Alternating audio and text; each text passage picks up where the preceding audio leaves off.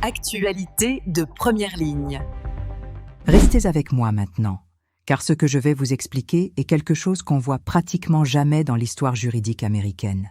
Le fils d'un président des États-Unis vient de témoigner sous serment pendant 7 heures devant un grand jury fédéral, et selon plusieurs sources qui ont eu accès aux transcriptions scellées, ce témoignage ne protège pas son père, il le détruit.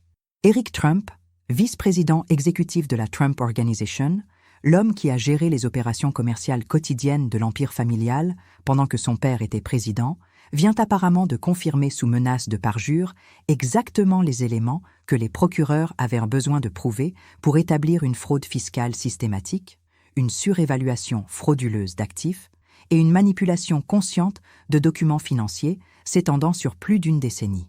Et voici le point crucial qui rend cette affaire vraiment sans précédent. Eric ne peut pas simplement dire qu'il ne savait pas, qu'il suivait des conseils juridiques, qu'il faisait confiance aux experts parce qu'il était le dirigeant opérationnel. C'est sa signature sur les documents. Ce sont ses emails ordonnant les ajustements.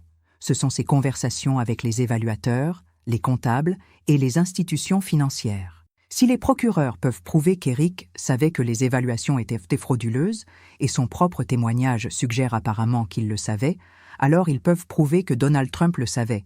Parce que l'argument selon lequel le père ne savait rien de ce que le fils gérait activement devient juridiquement intenable. Pour comprendre pourquoi ce témoignage est si catastrophique, nous devons examiner comment cette situation s'est développée, car le contexte est absolument crucial. En septembre 2022, la procureure générale de l'État de New York, Letitia James, a déposé une plainte civile massive contre Donald Trump, 3 de ses enfants adultes, incluant Eric, et la Trump Organization. L'allégation centrale était que pendant des années, l'organisation avait systématiquement gonflé la valeur de ses actifs lorsqu'elle cherchait des prêts ou négociait avec des assureurs, puis dégonflait ces mêmes valeurs lors de la déclaration d'impôts pour minimiser les obligations fiscales.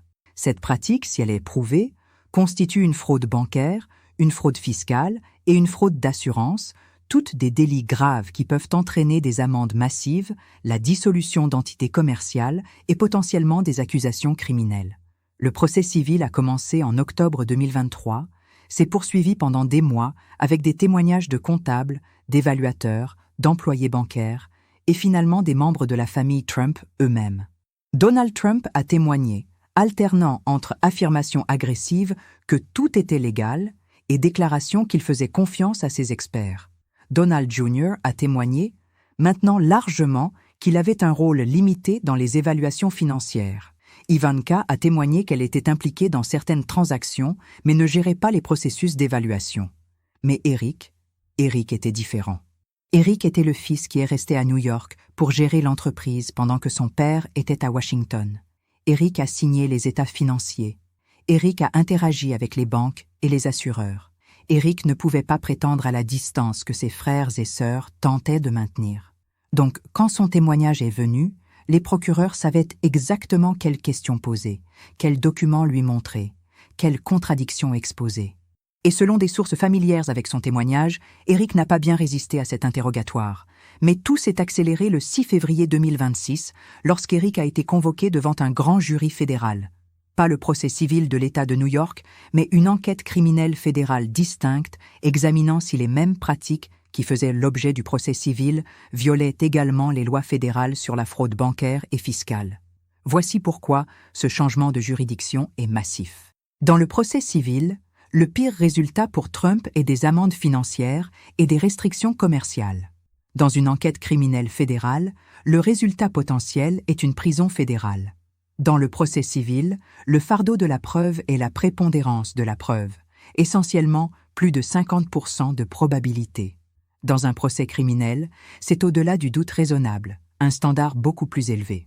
Mais si les procureurs peuvent prouver les mêmes faits au standard criminel, ils peuvent obtenir des condamnations qui entraînent des peines de prison, pas seulement des amendes.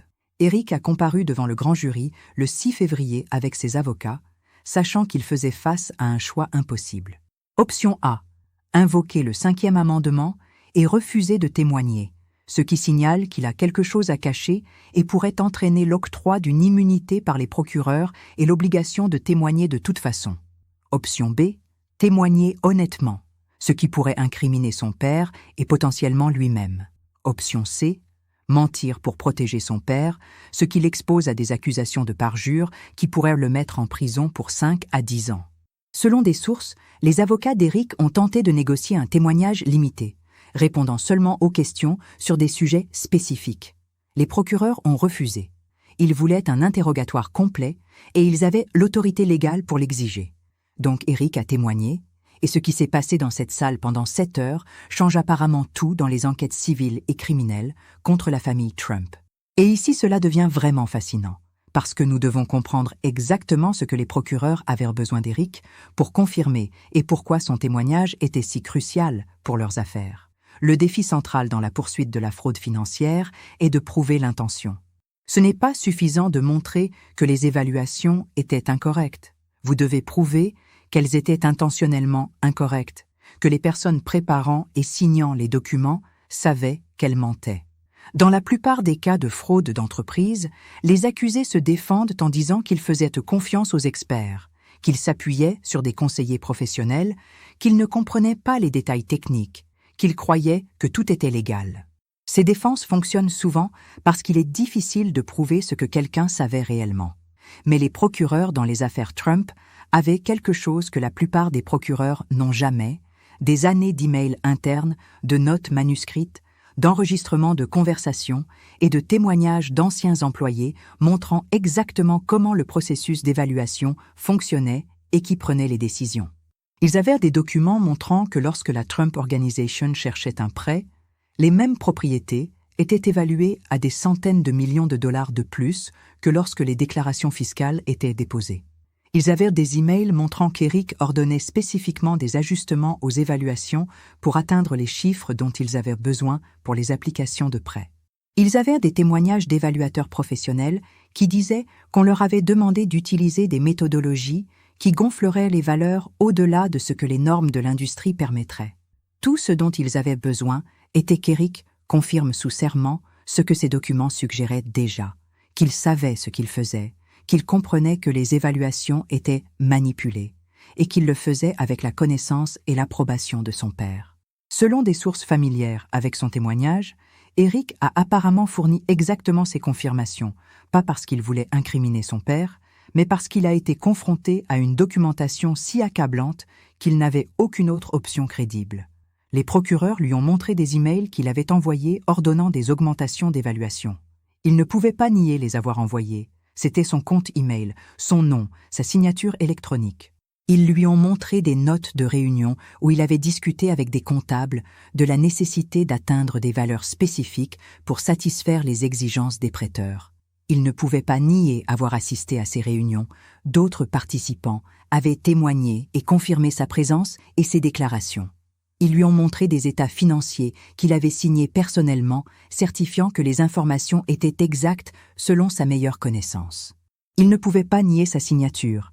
Donc, face à ce mur de documentation, Eric a apparemment admis ce que les documents montraient déjà, qu'il savait que les propriétés étaient évaluées de manière agressive, qu'il comprenait que différentes méthodes d'évaluation produisaient différents résultats, et que l'organisation choisissait les méthodes qui produisaient les résultats dont ils avaient besoin pour des contextes spécifiques. Maintenant, cela semble peut-être technique et pas particulièrement incriminant, mais voici pourquoi c'est juridiquement dévastateur. Une fois qu'Eric a admis qu'il savait que les évaluations étaient le résultat de choix méthodologiques conçus pour atteindre des résultats spécifiques plutôt que des reflets objectifs de la valeur marchande, les procureurs peuvent soutenir que chaque état financier qu'il a signé certifiant l'exactitude était frauduleux. Et une fois qu'ils peuvent prouver qu'Eric le savait, ils peuvent construire un argument circonstanciel puissant que Donald Trump le savait aussi, parce qu'Eric rapportait directement à son père et discutait régulièrement des opérations commerciales avec lui. Si vous trouvez cette analyse utile, appuyez sur le bouton « J'aime maintenant », parce que cette histoire va devenir beaucoup plus compliquée et je veux m'assurer que vous comprenez chaque dimension de celle-ci. Mais attendez, cela devient encore pire pour la famille Trump, parce qu'Eric a apparemment aussi témoigné sur quelque chose que les procureurs cherchaient depuis des années, des conversations spécifiques avec son père sur les évaluations de propriété. Pendant des années, la défense de Donald Trump a été qu'il était un président occupé par des affaires d'État, qu'il avait mis ses entreprises en fiducie, qu'il n'était pas impliqué dans les opérations quotidiennes, qu'il faisait confiance à ses fils pour gérer les choses correctement. Cette défense dépend du maintien d'une distance plausible entre Donald et les décisions commerciales spécifiques qui sont maintenant contestées comme frauduleuses. Mais selon des sources, Eric a témoigné qu'il parlait régulièrement avec son père au sujet des affaires commerciales majeures, même pendant la présidence, que son père demandait spécifiquement des mises à jour sur les évaluations de propriété et les négociations de prêts, et que dans au moins plusieurs cas, son père a donné des instructions directes sur la manière de gérer les évaluations pour des transactions spécifiques. Si ce témoignage est exact, et rappelez-vous que c'est sous serment d'une personne qui était dans la pièce, il détruit complètement l'argument de distance. Donald Trump ne peut pas prétendre qu'il ne savait pas ce qui se passait si son propre fils témoigne qu'il le tenait informé et donnait des directives. Voici le mécanisme juridique spécifique qui rend ce témoignage si dévastateur, et c'est une connaissance que les médias traditionnels ne vont pas vous expliquer correctement. Dans les poursuites pour fraude, les procureurs doivent prouver ce qu'on appelle sciente, qui est un terme juridique latin signifiant connaissance de l'acte répréhensible. Ce n'est pas suffisant de prouver qu'une déclaration était fausse, vous devez prouver que la personne qui a fait la déclaration savait qu'elle était fausse au moment où elle l'a faite et avait l'intention de tromper. C'est un standard élevé, et c'est pourquoi tant de cas de fraude échouent, parce que les accusés peuvent toujours dire qu'ils croyaient que leur déclaration était vraie, qu'ils faisaient confiance aux experts, qu'ils ne comprenaient pas les complexités. Mais le témoignage d'Eric, s'il est aussi direct que les sources le suggèrent, fournit une preuve directe de scienté pour lui-même et une preuve circonstancielle de scienté pour son père. Si Eric admet qu'il savait que les évaluations étaient gonflées, alors les états financiers qu'il a signés certifiant leur exactitude étaient sciemment faux. C'est une fraude. Et si Eric témoigne qu'il a informé son père de ses évaluations et de leur méthodologie, alors les procureurs peuvent soutenir que son père savait également, ce qui établit le scienteur pour Donald Trump, même s'il n'a pas personnellement signé tous les documents. Le fils devient le lien qui connecte le père à la connaissance du comportement frauduleux. Et maintenant, voici la partie qui devrait vraiment préoccuper quiconque s'intéresse aux dynamiques familiales, car ce que nous voyons se jouer est un dilemme moral ancien rendu visible en temps réel. Eric Trump a grandi dans une famille où la loyauté était apparemment la valeur suprême, où défendre la famille contre les ennemis extérieurs était attendu sans condition, où admettre une faute ou une faiblesse était considéré comme une trahison. Cette culture familiale a bien fonctionné tant que les menaces étaient externes, tant que la famille pouvait présenter un front uni contre les critiques, les poursuites, les rivaux. Mais maintenant, Eric fait face à une situation où la loyauté familiale entre directement en conflit avec l'obligation légale, où protéger son père nécessite de commettre un parjure, ou dire la vérité entraîne nécessairement la compromission de la défense de son père. Alors qu'a choisi Eric ? Selon toute apparence, il a choisi de ne pas se mettre lui-même en danger de prison pour protéger son père. C'est ce que les sources suggèrent, que son témoignage indique. Il a répondu aux questions honnêtement lorsqu'il était confronté à une documentation qu'il ne pouvait pas nier, il a confirmé ce que les preuves montraient déjà, il a refusé de mentir de manière qui aurait été évidemment et probablement fausse. Maintenant, certains pourraient appeler cela de la trahison familiale. D'autres pourraient l'appeler une décision rationnelle d'autoprotection. Je pense que c'est quelque chose de plus complexe. C'est un fils qui s'est rendu compte qu'il ne pouvait pas sauver son père en se détruisant lui-même, qu'il y avait des limites à ce qu'on pouvait raisonnablement attendre de la loyauté familiale, et que lorsque vous êtes confronté au choix entre dire la vérité sous serment et commettre un délit fédéral, la vérité devient la seule option qui ne détruit pas votre propre vie. Au différentiel mortal, zéro dato, zéro fuente, zéro CTA. Et 100% puro pensamiento. Et voici ce que je ne peux vraiment pas comprendre, et je veux sincèrement entendre des deux côtés là-dessus. Si vous soutenez Trump et pensez que tout cela est une chasse aux sorcières politiques, comment expliquez-vous que son propre fils, quelqu'un qui a consacré sa carrière à construire l'empire commercial familial, quelqu'un qui a tout intérêt à protéger la réputation et les actifs de la famille, témoignerait d'une manière qui nuit à son père? Est-ce qu'Eric ment pour sauver sa propre peau? Est-ce qu'il a été intimidé par des procureurs trop zélés? Parce que ce sont les explications que les défenseurs de Trump devraient offrir. Et j'ai besoin qu'on m'explique comment cela fonctionne, quand Eric avait la possibilité d'invoquer le 5e amendement et de refuser de témoigner entièrement. Il a choisi de témoigner, et selon des sources, ce témoignage confirme ce que les documents montrent.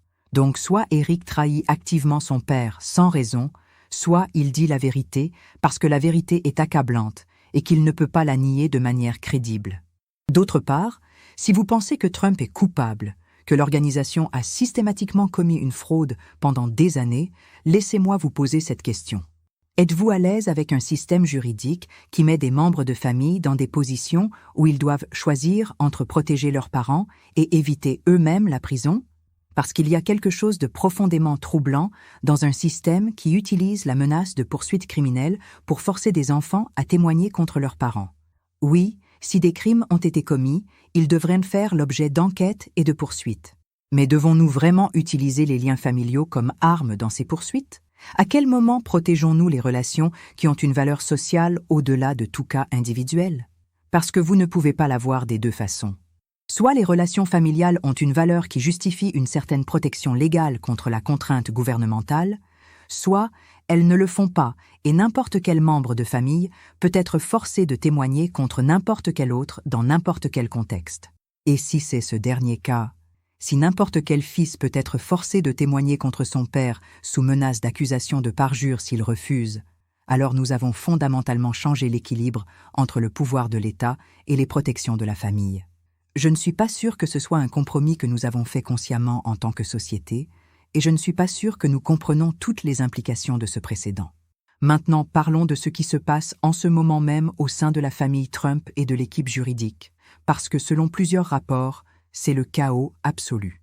Des sources proches de la famille disent que Donald Trump a eu une réaction explosive lorsqu'il a appris le contenu du témoignage d'Eric. Apparemment, il y a eu une confrontation massive à Mar-a-Lago où Trump a crié à Eric qu'il avait détruit la famille, qu'il avait trahi tout ce pour quoi ils avaient travaillé, qu'il avait donné aux ennemis exactement ce qu'ils voulaient.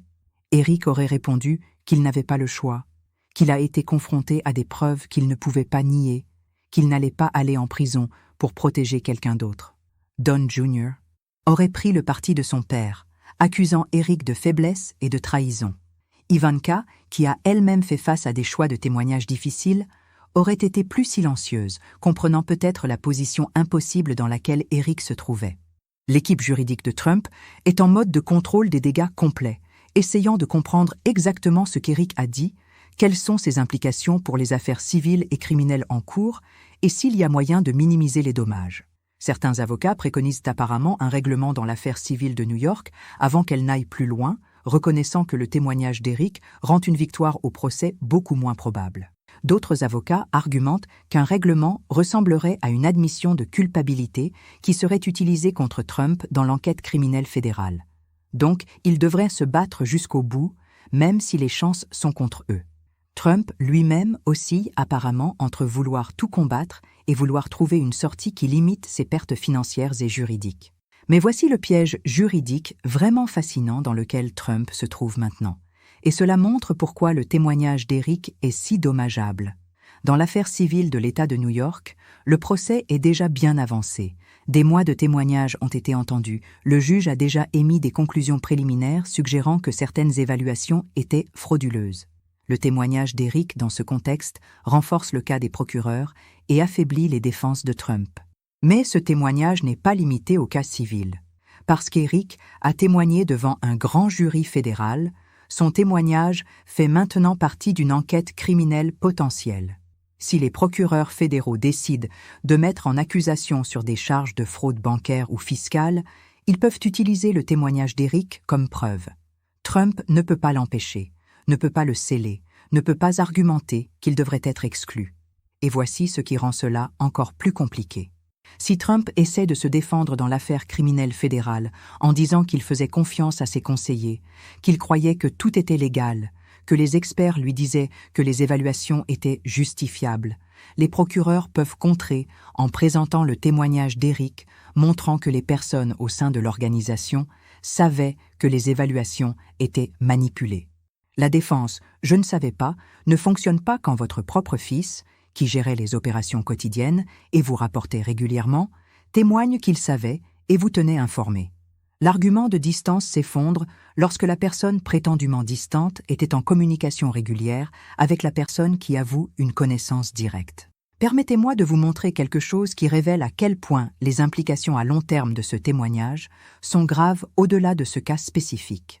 Nous assistons en temps réel à la création de précédents juridiques qui définiront comment les familles politiquement puissantes sont enquêtées et poursuivies pendant des générations.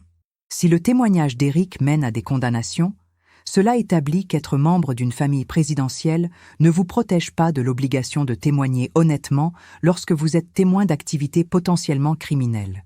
Cela établit que les procureurs peuvent et vont utiliser les membres de la famille comme témoins les uns contre les autres si la preuve le justifie. Cela établit que les relations familiales, aussi importantes soient-elles personnellement et socialement, ne créent pas de privilège légal qui vous permet de mentir sous serment pour protéger les parents. D'un autre côté, si Trump parvient d'une manière ou d'une autre à éviter des conséquences malgré ce témoignage, si les accusations ne sont jamais portées ou si les procès se terminent par des acquittements, cela établit un précédent différent et tout aussi important. Cela établit que même lorsque les membres de la famille témoignent de comportements qui semblent manifestement frauduleux, les puissants peuvent encore échapper à la responsabilité par le biais de manœuvres juridiques, de retards procéduraux, ou simplement en ayant des ressources suffisantes pour se battre indéfiniment. Cela dit aux futurs accusés que si vous pouvez vous permettre d'excellents avocats et si vous êtes prêt à tout contester aussi longtemps que nécessaire, vous pourriez finalement gagner par épuisement, même si la preuve contre vous est accablante. Alors quel précédent préférez-vous ? Un système où les puissants font face à des conséquences, même lorsque cela nécessite d'utiliser les membres de la famille comme témoins, ou un système où les protections familiales sont si fortes que les organisations criminelles peuvent opérer avec impunité tant qu'elles restent au sein des familles? Ce ne sont pas des questions rhétoriques. Ce sont de vrais compromis dans la conception des systèmes juridiques et nous sommes en train de voir lequel de ces compromis la société américaine va choisir à travers la résolution de ces affaires. Voici ce qui se passe légalement en ce moment, basé sur le témoignage d'Eric, et c'est une connaissance de haut niveau que vous devez comprendre sur comment fonctionnent réellement les grands jurys et les mises en accusation. Un grand jury entend des preuves présentées par les procureurs et décide s'il existe une cause probable de croire qu'un crime a été commis. Le standard de cause probable est beaucoup plus bas que le standard au-delà du doute raisonnable requis pour une condamnation au procès. Essentiellement, le grand jury doit seulement croire qu'un crime s'est probablement produit et que l'accusé l'a probablement commis. Si le grand jury trouve une cause probable, il émet une mise en accusation, qui est formellement le dépôt d'accusation criminelle. Le témoignage d'Eric, s'il est aussi dommageable que rapporté, donne probablement au grand jury plus qu'assez pour une cause probable sur des charges de fraude bancaire, fraude fiscale et potentiellement conspiration. Les experts juridiques qui ont suivi ces affaires disent que les procureurs fédéraux attendaient probablement de compléter quelques témoignages finaux, y compris celui d'Eric, avant de décider s'ils procèdent à une mise en accusation. Maintenant qu'ils ont ce témoignage, la question devient quand, pas si, des accusations seront portées. Certaines sources disent que cela pourrait se produire dès la mi-mars 2026. D'autres disent que les procureurs pourraient attendre jusqu'à ce que certaines procédures judiciaires liées à d'autres aspects de l'enquête se produisent. Mais voici le rebondissement juridique absolument sans précédent qui rend cette situation différente de tout dans l'histoire américaine. Si Trump est officiellement mis en accusation alors qu'il est président en exercice, que se passe-t-il? Le département de la justice a une politique de longue date selon laquelle vous ne pouvez pas mettre en accusation un président en exercice, la théorie étant que les accusations criminelles interféreraient avec la capacité du président à remplir ses devoirs constitutionnels. Mais c'est une politique du DOJ, pas une règle constitutionnelle. Et si une procureure spéciale décide que la politique ne s'applique pas à son enquête indépendante, nous pourrions faire face à une crise constitutionnelle sans précédent où un président en exercice fait face à des accusations criminelles. Et s'il est mis en accusation, peut-il être arrêté? Peut-il être jugé pendant qu'il sert comme président? La Chambre des représentants peut-elle le destituer en fonction des mêmes faits qui sont la base des accusations criminelles, ou cela compte-t-il comme double incrimination? Peut-il se gracier lui-même pour des accusations fédérales? Toutes ces questions ont été débattues théoriquement par des spécialistes constitutionnels pendant des décennies, mais maintenant nous pourrions être sur le Point d'obtenir des réponses réelles en temps réel, et ces réponses définiront les limites du pouvoir présidentiel pour les générations à venir. Maintenant, inversons le scénario pendant une seconde, parce que je pense que c'est important. Imaginez si un président démocrate avait été poursuivi pour fraude financière basée en partie sur le témoignage de ses propres enfants. Les républicains défendraient-ils cela comme une légitime application de la loi, ou diraient-ils que c'est un armement du système de justice pour des buts politiques? Parce que je me souviens quand les démocrates ont suggéré des enquêtes sur des officiels républicains, et les républicains ont correctement souligné que vous ne pouvez pas utiliser le pouvoir de poursuite pour cibler vos adversaires politiques. Alors pourquoi est-ce différent quand c'est Trump? Soit les normes juridiques s'appliquent de manière cohérente indépendamment de l'affiliation politique, soit nous sommes juste dans une guerre politique où chaque côté utilise le système juridique contre l'autre dès qu'il arrive au pouvoir. Et si vous vous opposez à Trump et pensez que ces poursuites sont justifiées, laissez-moi vous demander ceci. Seriez-vous à l'aise avec les mêmes tactiques étant utilisées contre un futur président que vous soutenez? Parce que les précédents que nous établissons maintenant s'appliqueront à toutes les futures administrations. Si les procureurs peuvent forcer les membres de la famille à témoigner contre les présidents, si chaque transaction commerciale d'avant la présidence peut être examinée pour des irrégularités potentielles, si le pouvoir de poursuite peut être dirigé contre n'importe quel président dont les adversaires contrôlent les agences chargées de l'application de la loi, alors nous avons fondamentalement changé comment fonctionne la présidence américaine. Peut-être que c'est un changement nécessaire. Peut-être que les présidents devraient me faire face à ce niveau de responsabilité. Mais ne prétendons pas que ce n'est pas un changement massif par rapport à comment les choses ont fonctionné historiquement. Voici la ligne de fond lorsque vous assemblez tout cela. Eric Trump a témoigné sous serment devant un grand jury fédéral enquêtant sur la Trump Organization pour fraude financière potentielle. Ce témoignage, selon plusieurs sources, confirme que l'organisation manipulait systématiquement les évaluations de propriété pour obtenir des prêts plus importants et réduire les obligations fiscales. Eric a admis une connaissance directe de ces pratiques et a apparemment témoigné sur des conversations avec son père qui suggèrent que Donald Trump était également conscient de ce qui se passait. Les procureurs ont maintenant exactement le genre de témoignage de témoins internes que les experts juridiques ont dit être nécessaires pour surmonter les défenses de Trump selon lesquelles il ne savait pas, n'avait pas l'intention criminelle et faisait confiance aux conseillers. La famille Trump est fractionnée sur la question de savoir si Eric a fait ce qu'il fallait en disant la vérité sous serment ou a trahi la loyauté familiale. Trump lui-même a apparemment réagi avec colère et sentiment de trahison. L'équipe juridique est en mode de panique essayant de limiter les dommages. Et les implications vont bien au-delà de ce cas spécifique, soulevant des questions fondamentales sur la responsabilité présidentielle, la protection de la famille et l'équilibre entre loi et politique qui définiront le système juridique américain pendant des générations. Si Trump est mis en accusation et finalement jugé, ce sera le procès criminel le plus conséquent d'un officiel américain de l'histoire, soulevant des questions constitutionnelles qui n'ont jamais été définitivement répondues. S'il n'est pas mis en accusation malgré cette preuve, cela établit un précédent selon lequel les présidents sont effectivement au-dessus de la loi tant qu'ils maintiennent un soutien politique suffisant. Et le témoignage d'Eric devient la ligne de démarcation entre ces deux avenirs possibles, le moment où un fils a dû choisir entre loyauté familiale et obligation juridique, et a choisi la loi. Gardez vos yeux extrêmement près de cela, car dans les prochaines semaines, vous allez voir si les procureurs fédéraux émettent réellement une mise en accusation, comment l'équipe juridique de Trump répond, s'il y a un quelconque mouvement au Congrès vers la destitution, et comment la famille Trump réagit publiquement à cette fracture. Observez les indicateurs juridiques spécifiques, les requêtes déposées, les audiences programmées, les témoignages supplémentaires appelés.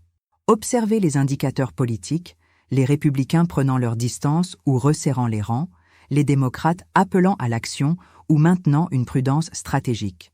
Et surtout, observez si quelqu'un dans l'administration Trump comprend réellement que quand votre propre fils se sent obligé de témoigner honnêtement contre vous, vous avez perdu plus qu'une bataille juridique, vous avez perdu la narration morale qui rend la survie politique possible. Ce n'est pas juste une autre controverse Trump, c'est potentiellement la fin d'une présidence et la définition de limites constitutionnelles pendant des générations.